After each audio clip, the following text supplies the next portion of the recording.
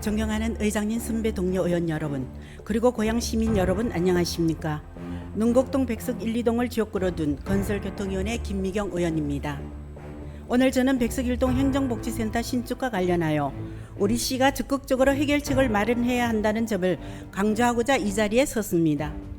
백석 1동 행정복지센터는 1992년 건립된 고양시 성격구 신축된 최초의 동사무소이며 지상 2층, 연면적 683.56제곱미터의 규모의 건물로 현재 28,582명의 주민을 위한 행정, 문화, 복지 서비스를 제공하고 있습니다. 하지만 시설이 노후화되고 공간이 협소하여 주민들이 불편을 겪고 있습니다. 창릉동, 삼성1동, 효자동 행정복지센터의 경우 백석 1동에 비해 비교적 늦게 준공되었음에도 불구하고 최근 신축이 이루어졌으나 백석 1동 행정복지센터는 노후화로 된 채로 방치되고 있는 실정입니다. 특히 최근 요진 YCT 입주 및 인근 테크노타운, 일산병원 등 유동 인구 증가로 인해 민원 서비스 수요가 폭증하고 있습니다. 이에 따라 기존의 청사 공간 부족 문제는 더욱 심각해졌으며 주민들이 안정적이고 쾌적한 환경에서 행정 서비스를 받을 수 있도록 신속한 대책 마련이 필요한 상황입니다. 우리 시는 2013년부터 정축, 신축 가능성을 검토해 왔으나 주차 공간 확보 문제, 건물 기울어짐 등의 이유로 정축이 사실상 어려운 것으로 판단되었습니다.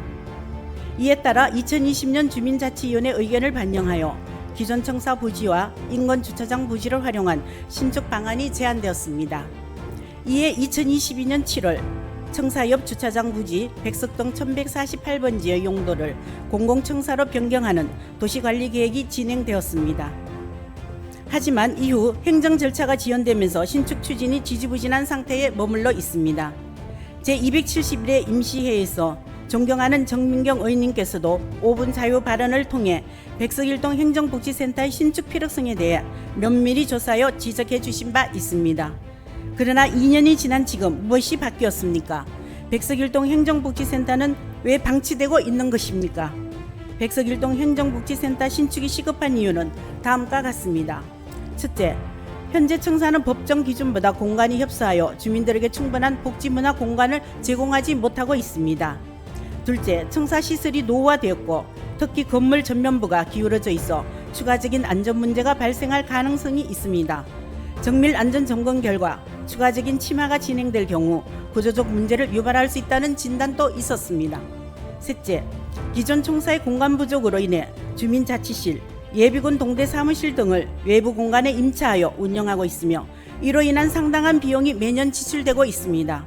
신축을 통해 이 비용을 절감하고 주민 편의를 높이는 것이 바람직합니다. 넷째, 최근 10년간 고양시에서 신축된 행정복지센터와 비교했을 때 백석 1동의 신축 필요성은 더욱 명확해집니다. 창릉동, 삼성1동, 효자동 등 최근 신축된 행정복지센터 평균 연면적은 2,700제곱미터 규모로 이는 현재 백석 1동 청사의 4배에 달합니다. 이에 저는 다음과 같이 강력히 요청드립니다. 시는 백석 1동 행정복지센터 신축을 최우선 과제로 설정하고 조속한 행정 절차를 추진해야 합니다. 기존 동 청사와 주차장 부지를 활용한 신축 방안을 적극 검토하여 주민들이 쾌적한 환경에서 행정 서비스를 받을 수 있도록 해야 할 것입니다. 시의 재정 여건이 어려운 점을 고려하더라도 주민 삶의 질 향상을 위한 행정 서비스 인프라 구축을 최우선으로 삼아야 합니다. 이를 위해 다양한 사업과 연계하여 지원금을 확보하는 방안, 국도비 확보를 위한 사전심사 과정을 통해 예산 조달 방안을 적극적으로 마련해 주실 것을 요청드립니다. 존경하는 시장님 그리고 관계 공무원 여러분, 백석 1동 청사 신축은 더 이상 미룰 수 없는 과제이자 주민들의 염원입니다. 10년 넘게 지속된 논의를 더 이상 지연시키지 말고 주민들의 염원에 부응할 수 있도록 조속한 추진을 요청드립니다. 경청해 주셔서 감사합니다.